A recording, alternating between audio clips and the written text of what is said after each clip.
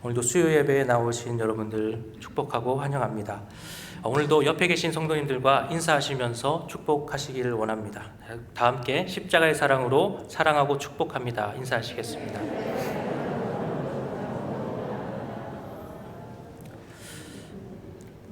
네, 오늘은 베드로전서 1장 1절에서 12절 말씀을 중심으로 구원으로 기뻐하십시오 라는 제목으로 함께 말씀을 나누기를 원합니다.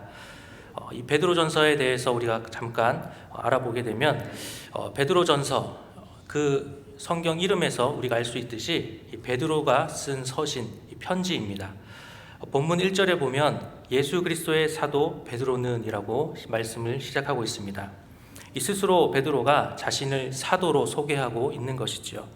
잘 아시는 것처럼 베드로는 예수님의 12제자 중에서도 가장 리더와 같은 그러한 역할을 했던 사람이었습니다.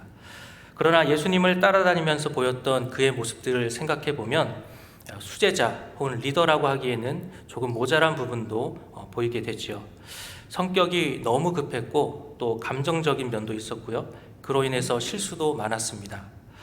또 예수님께서 잡히실 때는 어땠습니까? 그의 칼을 꺼내 들고 이 말고의 길을 자르면서까지 예수님을 뭔가 지키고자 했던 그러한 마음을 가지긴 했었지만 결국 그도 다른 제자들과 같이 예수님이 붙잡히실 때에 도망가 버리게 되었지요. 사실 우리는 이러한 베드로의 모습을 통하여서 예수님을 따르고자 하면서도 실수하고 넘어졌던 우리 자신의 모습을 보게 되기도 합니다. 그도 우리와 같은 사람이기 때문이지요. 그런데 오늘 본문에서 베드로는 이러한 부족하고 연약한 우리와 똑같을 것 같은 다를 것이 없어 보이는 그러한 모습으로서의 베드로가 아니라 예수님으로부터 부여받은 이 사도의 권위로 이 편지를 쓰고 있습니다. 사도인 베드로가 이 편지를 썼다는 것을 중요하다라고 제가 말씀을 드리고자 하는데 그 이유가 무엇이겠습니까? 베드로가 예수 그리스도의 사도로 활동하면서 이 편지를 썼다라는 것은 그가 쓰고 있는 이 말씀, 이 글은 곧 하나님의 말씀, 하나님의 뜻이다라는 것이지요. 편지를 받고 있는 당시의 이 수신자들과 오늘 우리가 읽고 있는 우리가 역시 이 베드로의 글을 통하여서 하나님의 말씀으로 우리를 향하여 주시는 하나님의 뜻으로 받아야 한다라는 것입니다. 자, 그러면 바울은 이 하나님의 뜻을 누구에게 전하고 있습니까? 1장 1절 말씀, 본문 1절 말씀을 함께 읽어보도록 하겠습니다. 시작. 예수 그리스도의 사도 베드로는 본도, 갈라디아, 갑바도기아, 아시아와 비두니아에 흩어진 나그네. 여기서 보시게 되면 이 본도, 갈라디아, 갑바도기아, 아시아 그리고 비두니아 이 5곳의 지명을 이야기하고 있습니다. 우리가 이 지역의 지도를 다 깨고 있지는 못하시지만 오늘날의 이 터키 지역에 있는 한 지역이라고 생각하시면 되겠습니다. 이 지방의 지역에 바울이 흩어진 나그네들을 향하여서 이 편지를 쓰고 있다라는 것이지요. 여기서 흩어진 나그네라는 이 말을 썼는데 여기서 흩어졌다라고 하는 말은 원문에는 디아스포라스, 우리가 디아스포라라는 말은 자주 아마 들으셨을 것입니다. 이 흩어졌다라고 하는 말, 그리고 나그네라고 하는 말, 이 말을 통하여서 우리가 흔히 생각하는 디아스포라, 유대 땅에 살고 있지 않는 유대인들을 우리는 흔히 생각하게 되지요. 유대인이지만 유대 땅에 살고 있지 않는 이 사람들을 우리가 크게 두 가지로 나눠서 생각해 볼 수가 있습니다. 첫 번째는 이 유대가 식민 지배를 받고 있기 때문이죠. 우리가 잘 알고 계시는 것처럼 우리 바벨론 때에도 나라가 망하고 이 사람들이 포로로 끌려가게 되었습니다. 그리고 그 이후에도 바벨론 이후에 새로운 강대국들이 계속해서 이 유대를 점령하게 되죠. 그 가운데 유대에 있는 사람들은 이 다른 지역에서 계속해서 살아가게 되었습니다. 현실적으로는 이 폐허가 되고 또 낙후되어 있는 유대보다도 잘 살고 있는 강대국 그 지역들에서 사는 것이 사는 데 있어서 더 윤택하게 살 수 있기 때문에 굳이 예루살렘으로 돌아가고자 하는 마음이 없었을 수도 있겠지요. 그래서 이러한 어떤 역사적인 상황, 시대적인 상황 때문에 유대에 있지 않는 디아스포라 이 사람들이 있었다라는 것입니다. 그리고 두 번째는 이 박해를 피해서 유대 땅을 떠난 사람들입니다. 예수님께서 죽으시고 부활하신 이후에 그리스도인들은 핍박을 받게 되지요. 우리가 잘 아시는 것처럼 이 사도 바울도 이러한 그리스도인들을 핍박하는 자들이었습니다. 같은 동족인 유대교 사람들로부터 또 그 지역에 있는 이방인들로부터도 많은 핍박이 있었다라는 것이죠.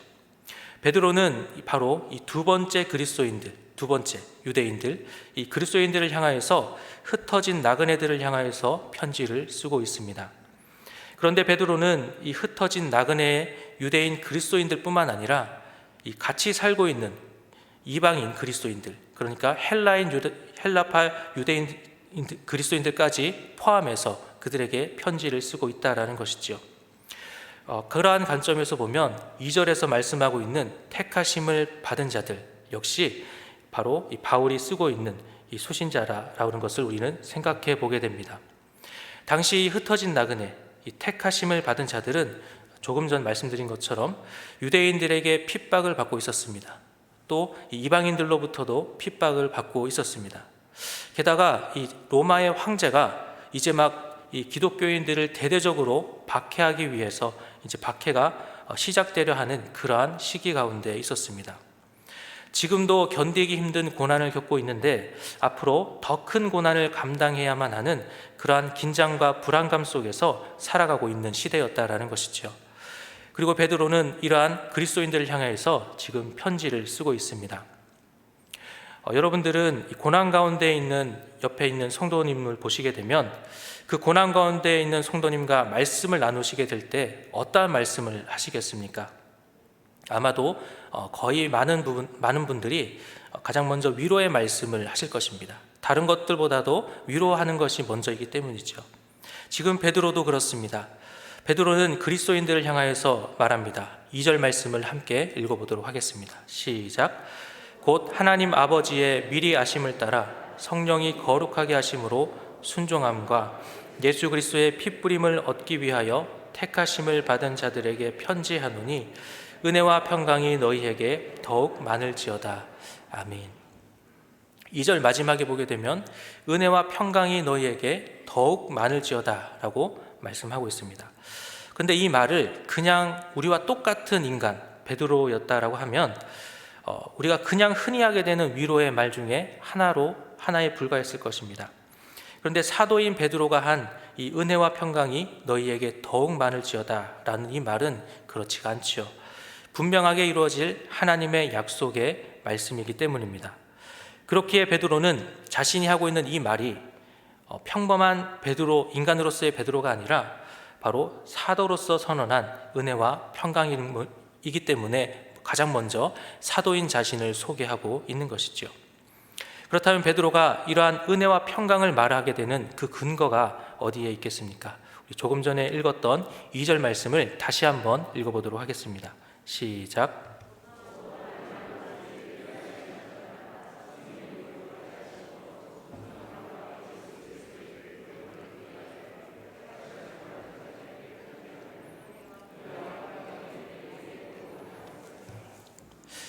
우리가 여기서 보게 되면 하나님 아버지의 미리 하심, 또 성령이 거룩하게 하심, 그리고 예수 그리스도의 핏부림, 이 성부, 성자, 성령 하나님이 등장하게 되는데 이 성부, 성자, 성령 하나님께서 하시는 이 일이 한 곳을 향하고 있습니다. 그것이 어디입니까? 바로 이 택하심을 받은 자들에 향하고 있지요. 다시 말하면 택하심을 받은 자들은 하나님 아버지께서 미리 아신 바 된 자들이다라는 것입니다. 그리고 택하심을 받은 자들은 이 성령 하나님께서 거룩하게 하셨다라는 것이죠. 그리고 그 거룩하게 하심으로 인하여서 우리는 순종하게 됩니다. 그리고 그 순종한 이 택하심을 받은 자들은 예수 그리스도의 핏부림, 즉 우리를 속죄하신다라는 것을 우리에게 말씀해 주고 있는 것이죠. 삼위일체 하나님의 구속 사역을 우리에게 말씀해 줍니다. 이 때문에 이 택하심을 받은 자들은 바로 구원받은 자들임을 우리는 알게 되지요. 정리하면 사도 베드로는 이렇게 말하고 있습니다. 비록 지금 여러분들이 핍박으로 인하여서 고난과 역경 속에 살아가고 있지만 앞으로 은혜와 평강이 여러분에게 더욱 많아지기를 축복합니다. 왜냐하면 당신들은 구원받은 사람들이기 때문입니다 라고 이렇게 베드로가 말하고 있는 것입니다. 자, 그래서 베드로는 6절에서 이렇게 말씀합니다. 6절 말씀 함께 읽어보도록 하겠습니다. 시작. 그러므로 너희가 이제 여러 가지 시험으로 말미암아 잠깐 근심하게 되지 않을 수 없으나 오히려 크게 기뻐하는도다. 자, 이 말씀을 세번역 성경에서는 이렇게 말씀하고 있습니다. 세번역 성경에서 6절 말씀 함께 읽어보겠습니다. 시작. 그러므로 여러분이 지금 잠시 동안 여러 가지 시련 속에서 어쩔 수 없이 슬픔을 당하게 되었다 하더라도 기뻐하십시오. 아멘. 앞으로 더 큰 고난 중에 있을 수밖에 없는데 그럼에도 불구하고 그 가운데 기뻐하십시오라고 말하고 있는 것입니다. 그럼 어떻게 그렇게 할 수 있겠습니까? 우리 3절 말씀을 보게 되면 제가 읽겠습니다. 우리 주 예수 그리스도의 아버지 하나님을 찬송하리로다. 그의 많으신 긍휼대로 예수 그리스도를 죽은 자 가운데서 부활하게 하심으로 말미암아 우리를 거듭나게 하사 산 소망이 있게 하시며. 아멘. 구원받은 자는 산 소망이 있다라는 것이지요. 산 소망, 이 무슨 뜻이겠습니까? 말 그대로 살아있는 소망이라는 뜻이죠. 죽어 있는 것이 아닙니다. 생명력이 없는 것이 아닙니다. 잠시 우리에게 희망을 주었다가 이내 사라져버리는, 또 변형되는 그러한 소망이 아니라는 것입니다. 어떠한 상황이나 환경에 의해서 그 모습이 바뀌어지고 성질이 바뀌어지는 그러한 소망이 아니라는 것이지요. 산 소망은 분명하고 확실한 사실이어서 우리가 어떠한 상황에도 흔들리지 않고 붙잡을 수 있는 것, 바로 그것이 산 소망이다라는 것입니다. 그러면 이 산 소망은 무엇을 얘기하겠습니까? 예수 그리스도께서 부활하시고 우리가 거듭남으로 인하여서 얻게 될 구원에 대한 소망인 것이지요. 구원은 우리가 하나님과 영원한 천국에서 영원히 함께하는 것이다 라고 생각할 수 있습니다. 이것은 이 땅에 있는 그 어떠한 것과도 가치를 비교할 수가 없는 것이지요. 4절에서 이러한 구원에 대해서 썩지도 더럽지도 쇠하지도 않는 것이다 라고 말하고 있습니다. 이 땅에 있는 것은 이 시간이 지나면서 그 가치가 변하게 되고 쓸모도 사라지게 됩니다. 그러나 하나님께서 약속하시고 반드시 주실 이 구원은 그 가치가 변하지 않습니다. 하나님의 능력으로 보호하심을 받기 때문이죠. 그래서 베드로는 이 고난과 시련의 시간 중에도 그 약속을 기억하면서 기쁨으로 이겨내라고 말하고 있습니다. 그런데 한번 생각해 보십시오. 우리가 고난 중에도 기뻐해야 한다라는 것을 우리는 너무나 잘 알고 있습니다. 그런데 정작 그 고난 중에 우리는 늘 승리하십니까? 늘 고난 중에 기뻐하십니까? 그렇게 한다는 것이 결코 쉽지 않지요. 이 고난은 내가 피해가고 싶다고 해서 피해갈 수 있는 것도 아닙니다. 전에 어떤 한 권사님께서 제게 이러한 말씀을 해주신 적이 있습니다.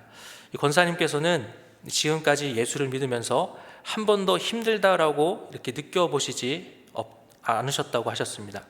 시대는 어려운 시대를 이렇게 살아오셨지만 권사님 스스로는 힘들다라고 그렇게 느껴보지 못하셨다라고 하신 그 말씀을 제가 말씀을 준비하면서 생각하게 되었는데요. 이러한 은혜를 누리고 고백하는 것, 그것은 너무나 복된 일이죠. 하지만 안타깝게도 저를 포함한 대부분의 많은 성도님들께서는 위로와 어떠한 평안을 누리게 되는 그런 때도 있는가 하면 때로는 좌절하기도 하고 넘어지게 되는 그런 때도 있습니다. 그래서 조금 전에 읽으신 것처럼 6절에서 베드로가 말하고 있는 것이죠. 그러므로 너희가 이제 여러 가지 시험으로 말미암아 잠깐 근심하게 되지 않을 수 없으나 오히려 크게 기뻐하는도다. 비록 잠시 좌절할 수 있고 또 넘어질 수도 있겠지만 그러나 다시 일어나서 기뻐하라라는 것입니다. 왜냐하면 때때로 우리에게 주시는 이 시련과 시험에는 목적이 있기 때문입니다. 이 시험과 시련에는 목적이 있습니다. 우리 7절 말씀 함께 읽어보겠습니다. 시작. 너희 믿음의 확실함은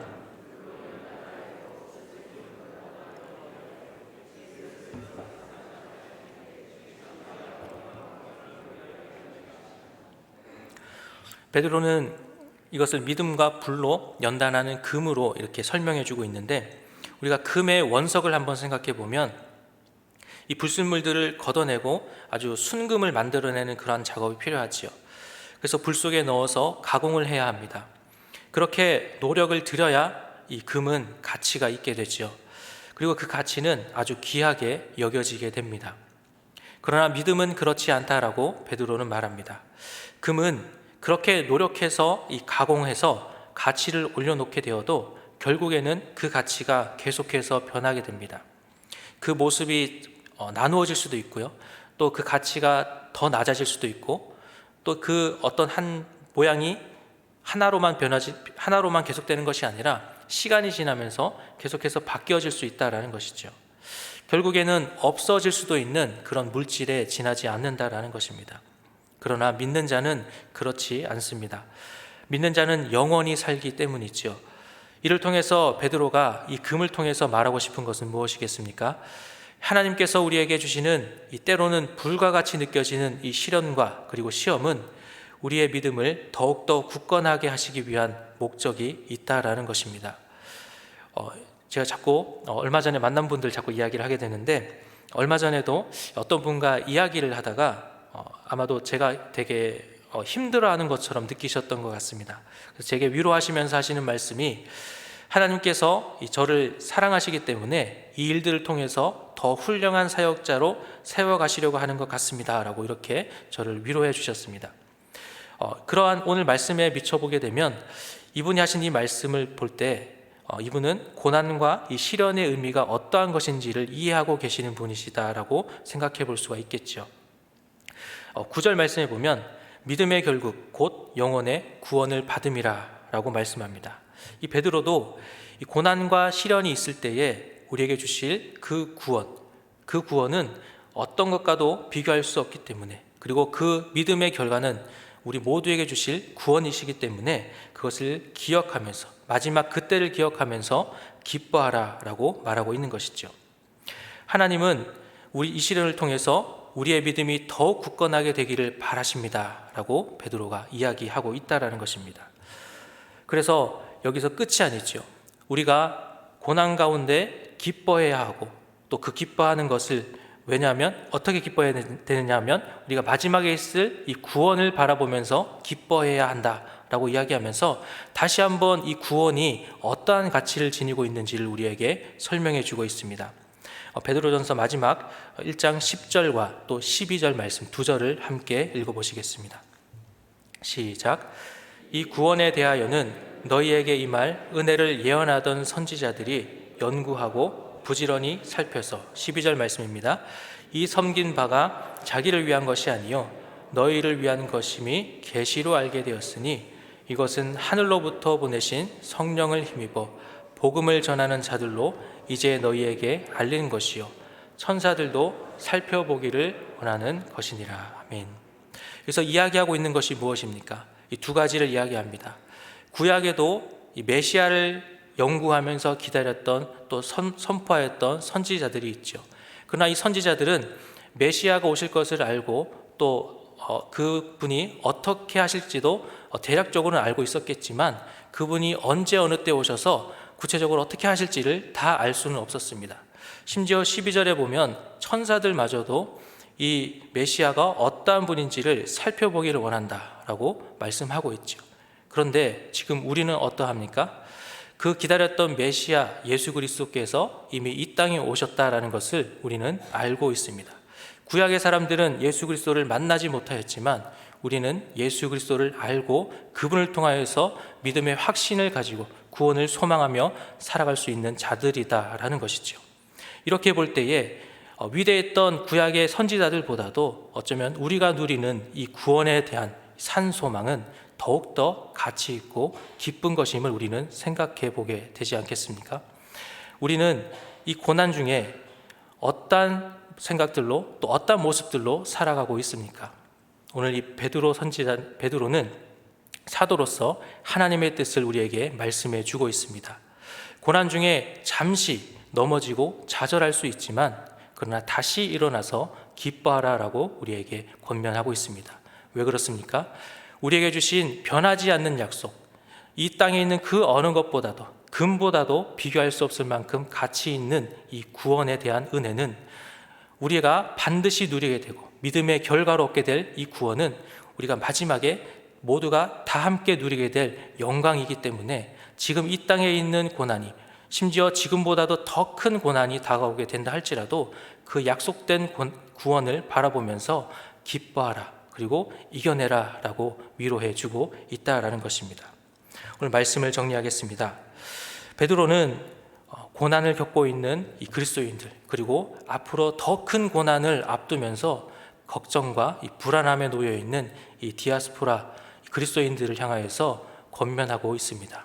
그 권면의 내용은 바로 우리가 구원에 대한 그 약속을 기억하며 우리에게 주신 산 소망을 간직하며 그 기쁨을 이 땅에서 누리며 살아가야 한다라는 것이죠. 그리고 그 구원을 통하여서 이 고난 가운데에서도 승리하여야 한다라는 것을 말씀해 주고 있습니다.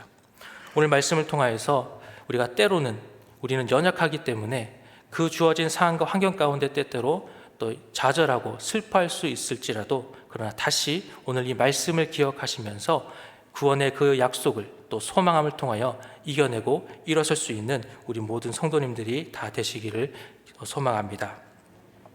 함께 오늘 말씀 기억하시면서